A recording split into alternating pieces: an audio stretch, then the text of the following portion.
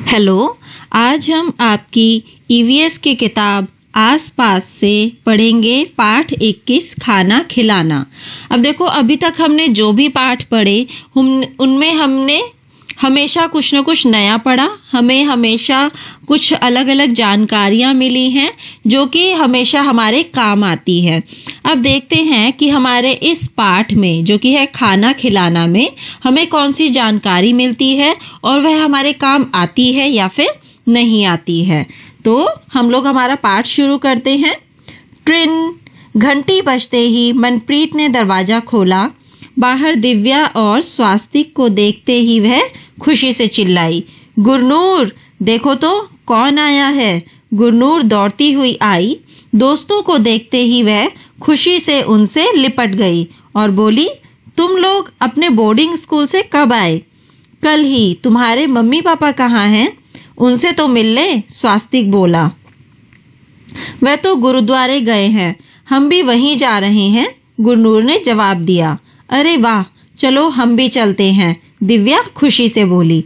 अब देखो, यहाँ पे इतना पढ़ने के बाद हमें यह पता चल रहा है कि मनप्रीत और गुरनूर के घर स्वास्तिक और खुशी आए हैं। तो वहाँ पे जो है उनके दोस्त वो बोर्डिंग स्कूल में रहते हैं और वहाँ से आने के बाद वह अपने दोस्तों से मिलने आए हैं और वह कहते हैं कि तुम्हारे मम्मी पापा कहाँ हैं? तो वह बताते हैं कि वो लोग तो गुरुद्वारे गए हैं। तो उसके दोस्त बोलते हैं कि चलो हम भी वहीं चलते हैं।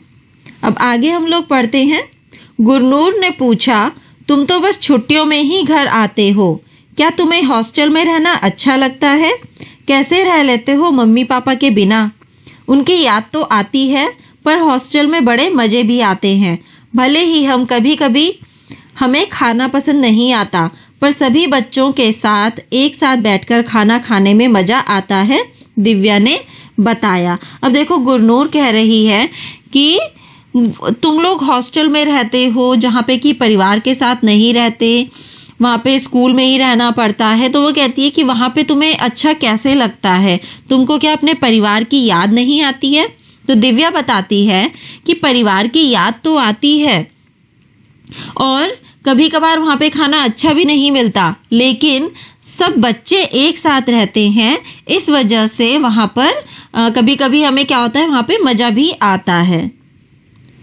हॉस्टल में जब किसी के घर से खाने की कोई चीज़ आती है तो सभी बच्चे उसके कमरे में पहुँच जाते हैं और बस मिनटों में चीज़ खत्म, स्वास्तिक ने हंसते हुए बताया। अब देखो, यहाँ पे स्वास्तिक हॉस्टल की एक और मज़ेदार चीज़ बता रहा है कि जब भी किसी के घर से खाना आता है तो वहाँ पर सारे बच्चे एक साथ इकट्ठे हो जाते हैं और फटाफट से मिनटों में ही सारा खाना गायब हो जाता है।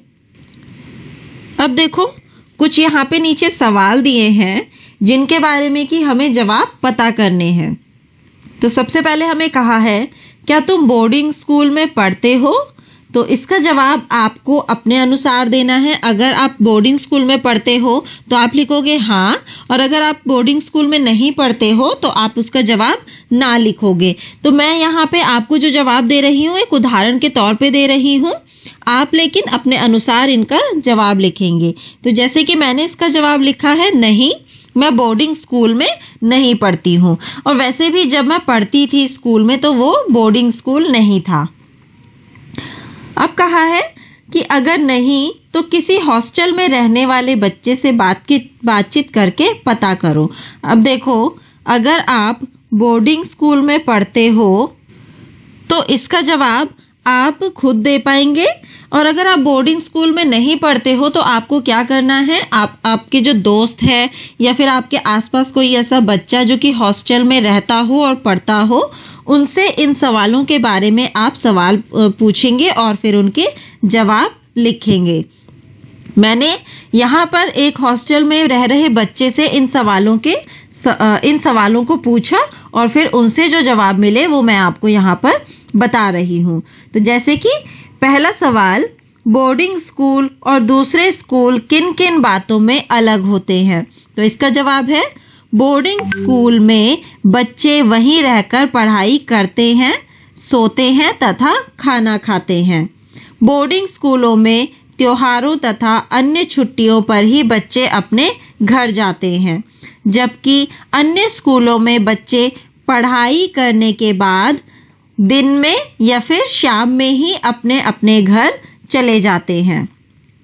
दूसरा सवाल है, वहाँ पर कैसा खाना मिलता है? तो इसका जवाब है वहाँ पर अच्छा खाना मिलता है। फिर है तीसरा सवाल, बच्चे कहाँ बैठकर खाना खाते हैं? तो इसका जवाब है बच्चे डाइनिंग हॉल में बैठकर खाना खाते हैं। फिर है हमारा चौथा सवाल, बोर्डिंग स्कूलों में बच्चों के लिए खाना कौन बनाता है, कौन परोसता है? इसका जवाब है बोर्डिंग स्कूल में बच्चों के लिए खाना रसोइये बनाते हैं तथा अन्य कर्मचारी खाना परोसते हैं। फिर हमारा पांचवा सवाल है, बर्तन कौन धोता है? तो इसका जवाब है बर्तन धोने के लिए अलग से कर्मचारी होते हैं। अब हमारा छठा सवाल है, क्या सभी बच्चों को घर के खाने की याद आती है? तो इसका जवाब है हाँ, कभी कभी जब वहाँ पर अच्छा खाना नहीं मिल पाता है तो बच्चों को घर के खाने की याद भी आती है। अब हमारा आखिरी सवाल है, क्या तुम बोर्डिंग स्कूल में पढ़ना चाहोगे और क्यों? तो इसका जवाब है नहीं, मैं बोर्डिंग स्कूल में पढ़ना नहीं चाहूँगी क्योंकि वहाँ हमें अपने परिवार से अलग यानी कि माता पिता से अलग होकर रहना पड़ता है। अब हम हमारे अलग दूसरे विषय के बारे में पढ़ते हैं जो है गुरुद्वारे में। इससे पहले हमने बोर्डिंग स्कूल के बारे में पढ़ा, अब हम पढ़ते हैं गुरुद्वारे में। बच्चे बातें करते हुए गुरुद्वारे पहुंचे, वहां सभी ने सिर ढके। वह गुरुद्वारे के रसोई घर में गए जो बहुत बड़ा था। वहां कई काम हो रहे थे। खाना बड़े बड़े बर्तनों में पक रहा था। वहां एक बड़े पतीले में उड़द और चने की दाल पक रही थी। दूसरी तरफ पतीले में आलू और गोभी की सब्जी बन रही थी। स्वास्तिक ने कहा, अरे देखो गुरनूर, तुम्हारे पापा वहाँ हैं, चलो मिलकर आते हैं। अब देखो यहाँ पर उन्होंने जब वो गुरुद्वार पहुंचे बच्चे, तो सबसे पहले क्या करा, उन्होंने अपना सिर ढका। आपने भी देखा होगा कि गुरुद्वारे में जब भी जाते हैं तो वहां पर सभी को सिर ढककर जाना पड़ता है।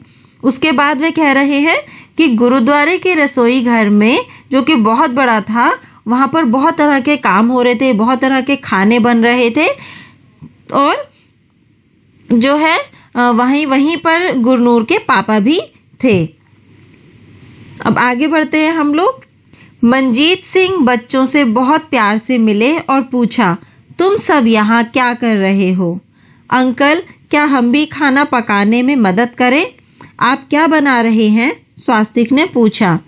मंजीत सिंह ने बताया, मैं कड़ाह प्रसाद बना रहा हूँ। इस बड़ी सी कड़ाही में आटे को भून रहा हूँ। इसमें बड़ी मेहनत लगती है। मुझे पता है यह हलवा है। इसमें आप चीनी कब डालोगे? दिव्या ने पूछा। तब उन्हें मनप्रीत की मम्मी दिखाई दी। वह लोग मुस्कुराते हुए उनके पास गए। आंटी, आप क्या कर रही हैं? दिव्या ने पूछा। बेटा, हम लोग तंदूर में रोटी सेक रहे हैं, उन्होंने बताया। दिव्या ने आश्चर्य से कहा, आंटी, इतनी सारी रोटियां एक साथ मैं भी सेकूं? हाँ हाँ, आओ तुम भी करके देखो। यहाँ तो हर कोई सेवा कर सकता है, लेकिन पहले अपने हाथ धो लो, आंटी ने कहा। अब देखो, गुरुद्वारे में सभी लोग कुछ ना कुछ काम करते हुए आपको दिखेंगे। तो जो वो लोग काम करते हैं उसको गुरुद्वारे में बोला जाता है सेवा करना। तो वहां पे देखा उसने कि गुरनूर के पिताजी तो जो हैं वो प्रसाद बना रहे थे, जो कि हलवा था, और उसकी मम्मी जो है वो रोटियां सेक रही थी। अब दिव्या जल्दी से हाथ धोकर आ गई। तंदूर में हाथ डालते ही उसे बहुत गर्म लगा। सेकना छोड़कर वह रोटियों पर घी लगाने लगी। स्वास्तिक ने हैरानी से पूछा, इतने सारे लोगों के लिए खाना पकाने का सामान कौन लाता है? तो एक औरत ने बताया, सभी मिलजुल कर मदद करते हैं, कोई सामान देता है तो कोई पैसे। जिसका जैसा मन होता है वैसे ही काम में मदद करते हैं। अब देखो स्वास्तिक ने देखा कि वहाँ पर इतना सारा खाना बन रहा है, तो उसके मन में सवाल आता है कि इतना सारा खाना बनाने के लिए इतना सारा सामान कहाँ से आता है, उसके लिए कौन पैसे देता है। तो वहाँ पर उसको एक औरत बताती है कि जो लोग जो गुरुद्वारे में लंगर खाने जाते हैं या फिर गुरुद्वारे जाते हैं, वहाँ पर कोई भी अपनी इच्छा अनुसार या तो सामान दे देते हैं या फिर पैसे देते हैं और उन्हीं का इस्तेमाल करके यहाँ पर खाना बनाया जाता है। मनप्रीत ने चिढ़ाते हुए कहा, क्यों स्वास्तिक, कैसा लग रहा है? पहले भी कभी रसोई का काम किया है क्या? नहीं, पर सबके साथ काम करने में बहुत अच्छा लग रहा है, स्वास्तिक ने कहा। पता ही नहीं चला कि कब रोटी, चावल, हलवा, दाल और सब्जी तैयार हो गए। अरदास के बाद सभी को कड़ाह प्रसाद दिया जाने लगा। कुछ लड़कों ने जल्दी से बरामदे में दरिया बिछा दी। सब लोग लाइनों में बैठ गए। कुछ लोग पत्तलों में खाना परोसने लगे और कुछ लोग पानी। सभी ने मिलजुल कर खाना खाया। खाने के बाद सबने अपने अपने पत्तल उठाकर बड़े से बड़े ड्रम में डाले। अंत में खाना खिलाने वाले लोगों ने भी मिलकर एक साथ खाया और वहाँ की सफाई करके बर्तन भी साफ किए। अब देखो वह बता रहे हैं कि अरदास करने के बाद, यानी कि जो भी वहाँ पे प्रार्थना की जाती है, पूजा की जाती है, उसके बाद सबसे पहले जो है कड़ाह प्रसाद सब में बटा और फिर जल्दी से बरामदे में दरिया बिछाई और सब लोगों को लाइनों में बिठाकर उनको खाना परोसा गया। फिर उन सब लोगों के खाना खाने के बाद जो लोग खाना परोस रहे थे उन सब ने मिलकर बैठकर अपना खाना खाया और फिर खाना खाने के बाद वहाँ की सफाई करके बर्तन भी साफ किए। अब आगे हमारा कार्य है बताओ। तो हमें कुछ सवाल दिए हैं, उनके जवाब यहाँ पर बताने हैं। तो पहला सवाल है, गुरुद्वारे में एक साथ मिलकर खाना पकाने और खाने को लंगर कहते हैं। क्या तुमने कभी लंगर में खाना खाया है? कब और कहाँ? तो देखो यहाँ पर हमें बताया गया है कि जो गुरुद्वारे में एक साथ बैठकर खाना पकाया जाता है, जो या फिर खाना खाया जाता है, उसको लंगर कहा जाता है। अब हमें पूछा है कि क्या हमने लंगर खाया है? तो इसका जवाब है हाँ, मैंने 3 या 4 बार लंगर में खाना खाया है। अब पूछा है कब और कहाँ? तो इसका जवाब है गुरु नानक जयंती पर मैंने अपने दोस्तों के साथ गुरुद्वारे में लंगर खाया था।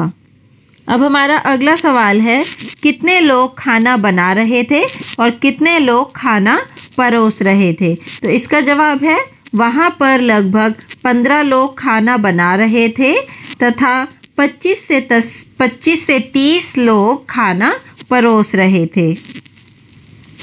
अब है हमारा अगला सवाल, क्या किसी दूसरे अवसर पर भी तुमने बहुत से लोगों के साथ मिलकर खाना खाया है? तो इसका जवाब है हाँ, मैंने दूसरे अवसरों पर भी बहुत से लोगों के साथ मिलकर खाना खाया है। इसके बाद पूछा है कब और कहाँ? तो इसका जवाब है पिछले वर्ष स्कूल में सरस्वती पूजा तथा स्वतंत्रता दिवस समारोह के अवसरों पर मैंने अपने अन्य दोस्तों तथा शिक्षकों के साथ मिलकर खाना खाया था। अब पूछा है हमें वहाँ किसने खाना बनाया और परोसा था? तो इसका जवाब है वहाँ हलवाई ने खाना बनाया था तथा सभी दोस्तों ने मिलकर बारी बारी से खाना परोसा था। अब देखो नीचे यहाँ पर आपको गुरुद्वारे में लंगर के कुछ चित्र दिखाए गए हैं, जहाँ पर कि हमें रोटियाँ बनाते हुए दिख रहे हैं, दाल बनाते हुए दिख रहे हैं, सब्जी बनाते हुए दिख रहे हैं और रोटियों में घी लगाते हुए दिख रहे हैं और जो खाना परोस रहे हैं उनका चित्र दिखाया हुआ है तथा जो लोग वहाँ पर बैठकर खाना या फिर लंगर खा रहे हैं उनका चित्र भी हमें दिखाया जा रहा है। तो एक तरीके से अगर देखा जाए तो हमें यहाँ पर किस तरीके से गुरुद्वारे में लंगर होता है उस लंगर में जो खाना बनाया जाता है, पकाया जाता है और उसको परोसा जाता है, वो पूरा चित्र हमें यहाँ पर दिखा दिया है। इतने छोटे से चित्र में इतनी सारी चीज़ें हमें यहाँ पर देखने को मिल गई हैं। तो देखो, इस तरीके से होता है खाना खिलाना और इस तरीके से होता है गुरुद्वारे में लंगर। तो आप अपने अनुभव के अनुसार इस पाठ में जो भी प्रश्न थे उनके उत्तर दे सकते हैं। और अगर आपने कभी यह अनुभव अपने रोजमर्रा में या फिर अपने जीवन में नहीं लिए हैं, तो जो मैंने प्रश्न के उत्तर दिए हैं वो आप लिख सकते हो। तो यहाँ पर हमारा पाठ खाना खिलाना खत्म होता है और इस पाठ को आप दोबारा से पढ़िए, समझिए, दोहराइए और अच्छे से उसको करिए ताकि आप उन चीज़ों को और अच्छे से समझ सकें। तो यहाँ पे हमारा पाठ खत्म होता है और हम लोग मिलेंगे अब अगले पाठ के साथ अगली कक्षा में।